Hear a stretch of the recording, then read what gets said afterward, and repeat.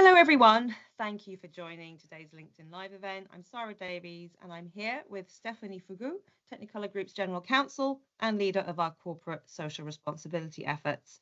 With COP29 just around the corner, it's a great time to talk about how we are advancing sustainability, skill development, and diversity. Stephanie, thank you for joining. Can you start by introducing yourself and sharing a little about your role? Sure. Thank you very much, Sara. I'm really happy to be here today all together. As a general counsel and head of CSR, as you were saying at Technicolor, one of my main goals is to guide the company and to guide this company on the sustainability initiatives that we have. The idea is really to ensure that we operate responsibility and support our teams across the globe on this subject. So I'm really happy to be here with you today to share some thoughts about the progress that we are done and our goals. Great, and I'm excited for the conversation. So let's start with sustainability, which is a key part of Technicolor strategy. And we've set some ambitious goals to become a carbon neutral leader. Can you tell us more about our climate strategy and the progress we've made? Yeah, sure. So our climate strategy is basically focused on reducing our carbon footprint and increasing the use of renewable energy. So for example, 87.4% of our electricity now comes from decarbonated sources.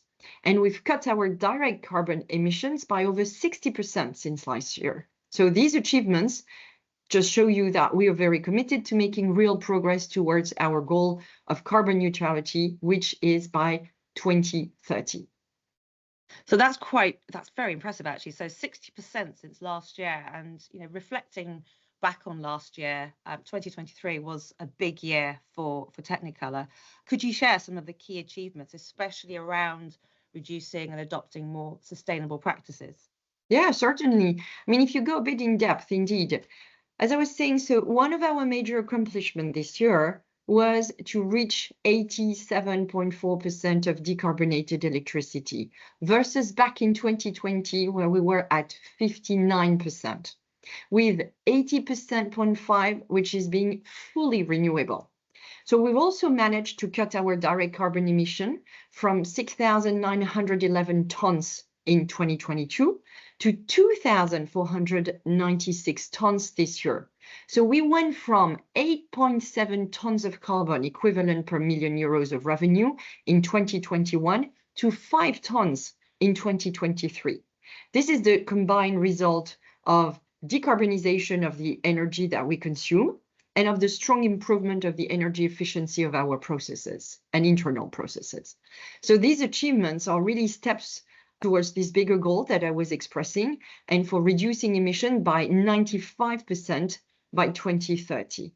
We're very proud of this progress because this is a progress that we've achieved all together with our providers, with our people inside, and with taking measures and processes that have just been changed.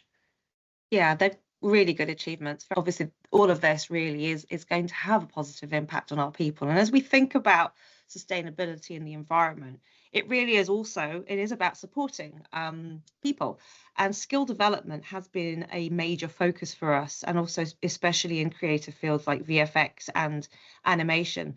Why is this important for Technicolor? Well, Sara, Technicolor is a place of people and of tech and of people who do tech. So skill development is absolutely key to ensuring our teams are ready for the future. In 2023, we've provided almost 400,000 hours of technical training to over 2,007 employees, helping them to grow their expertise. This is huge, absolutely huge.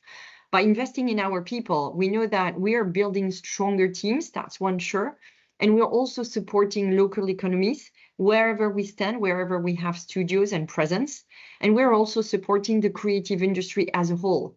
And this is a core part of our CSR strategy, and it's always been. That's great. And as we think about our people as well, we've got such great talent, obviously, at Technicolor, and obviously a very diverse group as well. And another important part of our CSR efforts is around the whole notion of diversity and inclusion. Can you explain how these initiatives fit into our broader strategy and why they matter? Yeah, sure.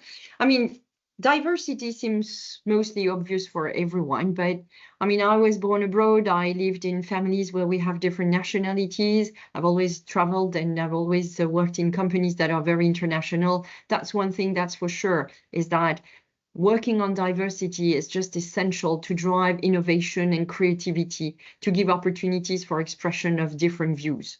Currently, in Technicolor, we have 21.7% of our workforce, which is made up of women. And we're working to increase that to 30% in 2030. Please remember that when there is an environment of tech, it is very often an environment that is more male. So we're working on something where all this creation and tech will come up to 30% by 2030.